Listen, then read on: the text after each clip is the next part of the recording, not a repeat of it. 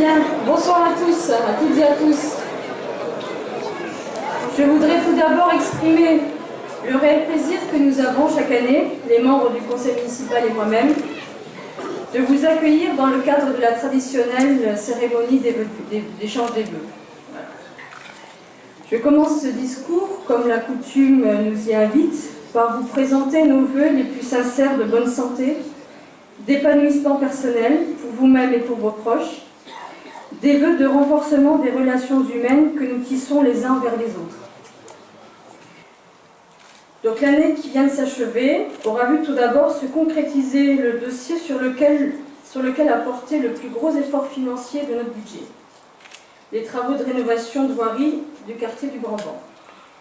Alors ces travaux ont constitué et constitueront encore pour quelques mois certainement des désagréments pour les riverains et une gêne pour la circulation. Il faut bien passer par là pour améliorer notre cadre de vie.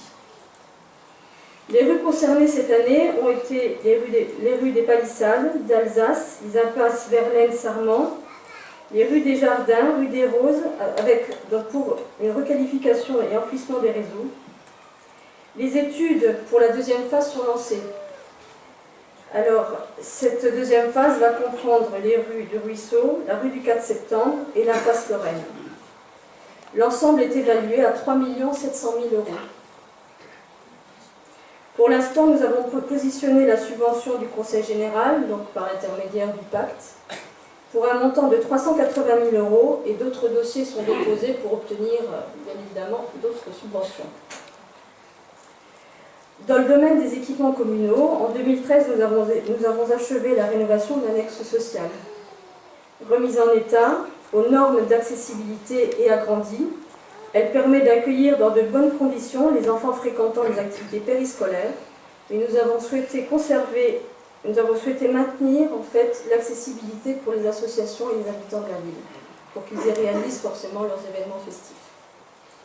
Alors en termes de coût, encore une fois, donc quelques chiffres. Le coût s'est élevé à peu près 660 000 € pour la rénovation. Nous avons obtenu comme subvention une subvention de la CAF à hauteur de 150 000 € et la région Lorraine pour 50 000 €. Tout le reste donc, est en autofinancement. Nous avons ainsi profité, donc, par le déménagement des activités périscolaires qui avaient lieu auparavant au niveau des locaux de la rue Leclerc. Donc nous avons profité de ce déménagement pour utiliser ces locaux maintenant disponibles pour en faire une ludothèque. Donc c'est un nouveau lieu pour nos habitants, un nouveau lieu de rencontre et de loisirs. Nous avons aussi poursuivi la modernisation des équipements informatiques dans les écoles par l'achat pendant l'année 2013 de 2 nouveaux tableaux numériques interactifs et des vidéoprojecteurs interactifs. Tous les enseignants désormais disposent d'un ordinateur portable. Nous avons aussi financé, sous l'impulsion des inspecteurs de l'éducation nationale et en partenariat avec la ville de Florange, la fourniture d'un espace numérique de travail à titre expérimental pour 1 voire 2 années. La convention d'ailleurs avec l'académie sera signée bientôt, donc le 24 janvier prochain, avec la rectrice de l'académie, à Florange. Par contre, il faudra réellement faire un bilan objectif de cet outil, pour voir s'il convient à l'usage des enseignants des écoles, forcément. Toujours au niveau des écoles, la cour élémentaire centre a été restaurée, ainsi que les toilettes de la maternelle centre. La cuisine de la maternelle Grand Banc a été rénovée pour l'adapter à l'accueil des enfants le matin entre 7h20 et 8h20, avant l'ouverture de l'école. Enfin, le plafond du hall de l'entrée de l'école élémentaire Grand Banc a été remis à neuf. Au niveau de l'animation et de l'action culturelle, la nouvelle édition des Nocturnes qui se sont déroulées sur 3 jours, alors de mémoire c'était le 31 août et le 1er septembre, donc a connu un franc succès. La saison culturelle a rempli ses objectifs tant au niveau de la fréquentation que du respect du coût, puisque nous ne dépassons pas 30 000 €. C'est l'objectif qu'on s'est fixé. Je vous rappelle aussi que la galerie a eu l'honneur d'accueillir Jacques Hilotz, responsable des chœurs de Lorraine, pour les répétitions de son nouveau spectacle rassemblant 2000 choristes. Cette salle a une nouvelle fois cette année fait la preuve de sa polyvalence au travers des différents événements qui s'y sont déroulés. Alors je pense bien sûr au spectacle, mais aussi aux repas dansants organisés par les associations et aussi aux assemblées générales. Enfin, je voulais souligner l'effort financier qui est supporté par le budget communal, donc par nous tous. En effet, les tarifs pratiqués et qui relèvent des choix communaux sont restés gelés encore cette année, pour l'année 2013. Cela concerne les locations de salles, les animations sportives et estivales, les tarifs pratiqués par les activités du périscolaire. Toujours dans un souci de solidarité. Alors, petit clin d'œil en direction de certaines personnes qui m'ont souvent interrogé sur les activités à mettre en place, la gratuité, ça n'existe pas. Forcément, il y a quelqu'un qui paye. Et en l'occurrence, ce sont les contribuables. Alors par contre, un autre point important qui a rythmé notre année, en tout cas notre année scolaire, c'est bien la mise en place de la réforme des rythmes, des nouveaux rythmes. Alors là, je ne vais pas m'exposer. J'ai demandé à monsieur le maire de faire ce point parce que, comme tout agent de l'État, j'ai un devoir de réserve, un devoir de neutralité politique que je compte bien respecter. Donc je vais lui laisser la tâche de faire ce bilan. Voilà en ce qui concerne les réalisations pour l'année 2013. Donc j'en ai terminé avec mon discours, mais avant de céder la parole à monsieur le maire, je voudrais lui souhaiter au nom de toute l'équipe municipale une année donc pleine de bonheur, tout nouveau de bonheur et de réussite.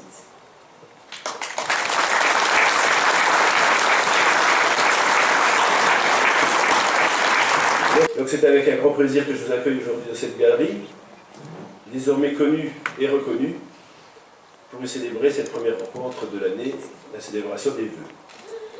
Vous qui êtes là ce soir, vous ne le regretterez pas, car notre buffet va vous enchanter, et je crois qu'il y a également la voix de Pauline Marjorie, qui va également vous faire plaisir. Ici, nous ne faisons pas de long discours, et comme en période préélectorale, bien entendu, les règles nous imposent de ne pas évoquer des projets futurs, eh bien, il sera encore plus court. Vous n'allez pas vous en plaindre, je crois. L'année 2014 sera marquée par les élections municipales, les dimanches 23 et 30 mars, suivies par les élections européennes en mai. Que nous apportera cette année marquée par la crise économique? Certainement moins de dotations de l'État que les années précédentes, car nous allons partager l'effort de redressement de la France et le bloc communal sera fortement mis à contribution. De ce fait, nos projets seront plus difficiles à financer et il faudra s'adapter. À Clouanges, on a l'habitude de gérer avec ce que l'on a, sans gaspiller. Et c'est ça le respect que nous vous devons, car c'est votre argent, celui que vous donnez par vos impôts et vos taxes qui est dépensé. Puisque c'est la période des vœux, je voudrais commencer ce propos en souhaitant très sérieusement aux Clouangeoises et aux Clouangeois une belle campagne électorale. Elle doit être à la hauteur des enjeux, et ils sont nombreux en ce qui nous concerne. Elle doit être inventive, elle doit provoquer des débats, elle doit confronter des projets, plutôt que de salir les personnes.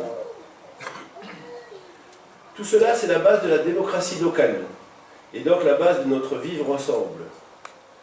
Le bilan des sortants doit être analysé, voire critiqué si besoin, et c'est normal.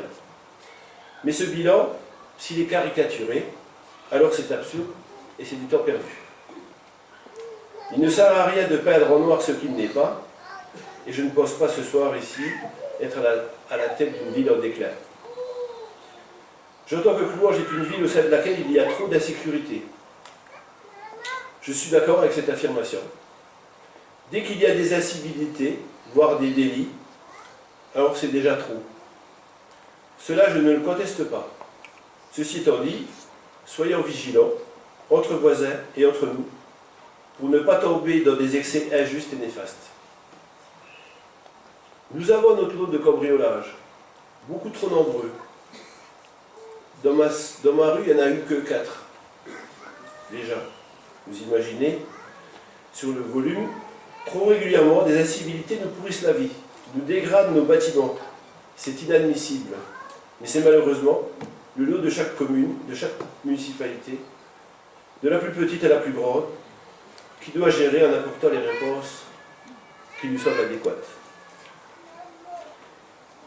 Les cambriolages ne se limitent pas aux frontières de Coulanges.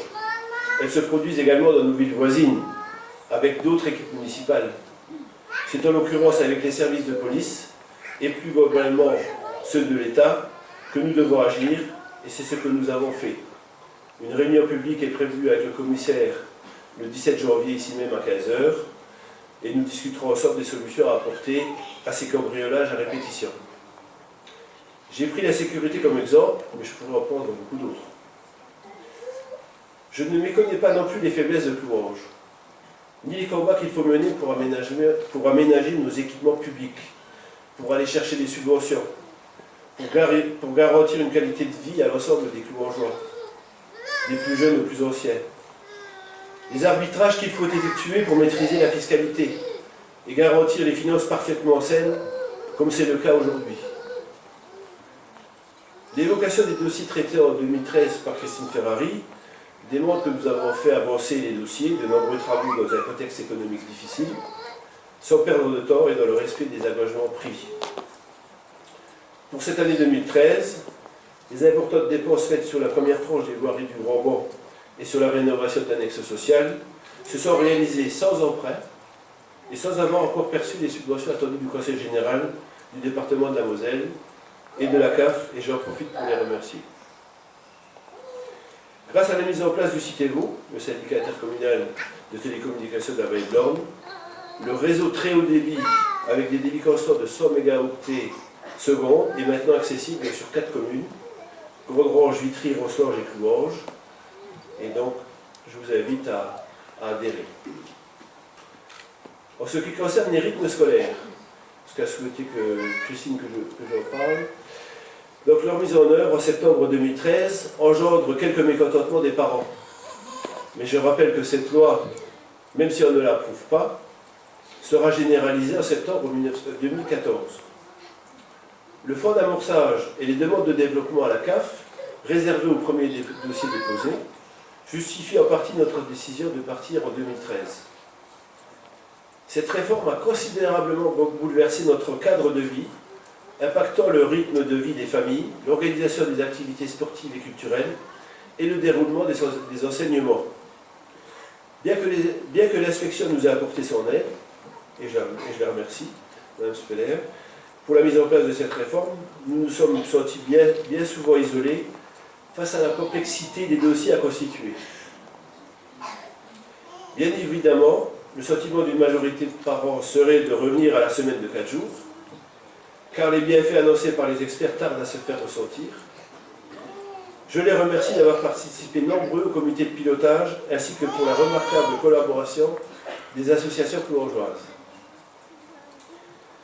L'excellente organisation du périscolaire a absorbé la réforme sans problème, et ce n'est plus un débat sujet à controverse dans une période propice à des promesses électorales.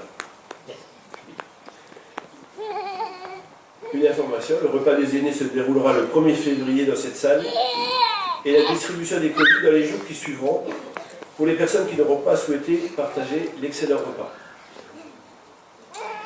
Dans le domaine des intercommunalités, la communauté de communes du Pays de Moselle, qui a pris la compétence petite enfance, a réalisé 5 structures d'accueil qui représentent près de 500 places tournantes pour un coût de construction de 7 millions d'euros.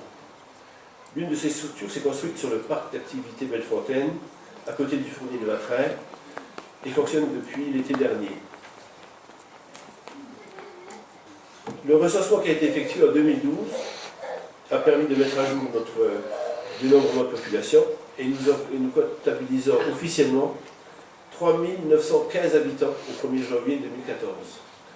Ça nous a fait perdre 18 habitants. On peut dire que c'est une stabilité, parce que les 18 habitants arrivent et repartent, et qu'on peut considérer que c'est une réussite, parce que dans certaines villes voisines, il y a eu des pertes d'habitants beaucoup plus importantes.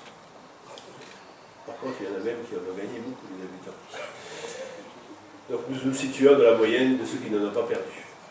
Voilà, je voudrais cette année remercier donc l'équipe de l'OMAP pour leur collaboration dynamique dans la mise en œuvre des nouveaux rythmes scolaires et du projet de ludothèque et les féliciter pour la programmation culturelle qui a connu un franc succès.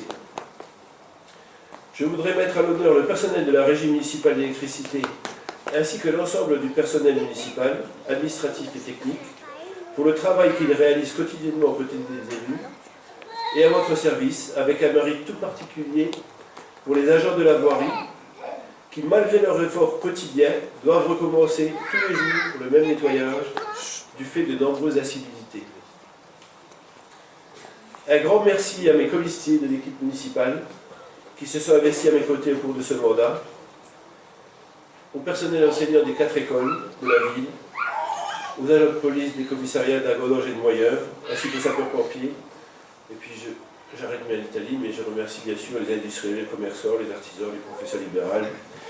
Je voudrais aussi souligner un grand merci pour les bénévoles de toutes nos associations sportives, culturelles, patriotiques, caritatives ou de loisirs, à nos représentants du culte. Je salue la présence de Samir Rad, qui est là également, et Madame Salk, qui représente le temple confesseur, ainsi que les membres du Centre communal d'action sociale. Et puis bien sûr à l'ensemble de nos partenaires que j'ai vus nombreux ce soir.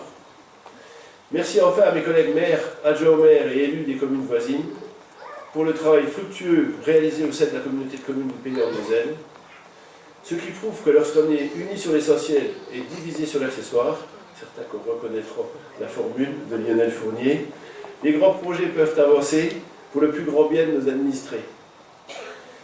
Comme les années précédentes, les décorations florales de cette salle ont été réalisées par M. Mellini. C'est toujours une découverte du talent particulier de ce fleuriste local. Et pour terminer ce discours, je voudrais vous souhaiter tous mes voeux de santé et de bonheur pour vous-même et vos familles. Et je vous invite à présent à vous approcher des buffets qui ont été confectionnés comme chaque année par le foyer d'Agreda et à lever le verre de l'amitié qui sera servi cette année par les élèves de l'école hôtelière de Metz. Merci de votre attention.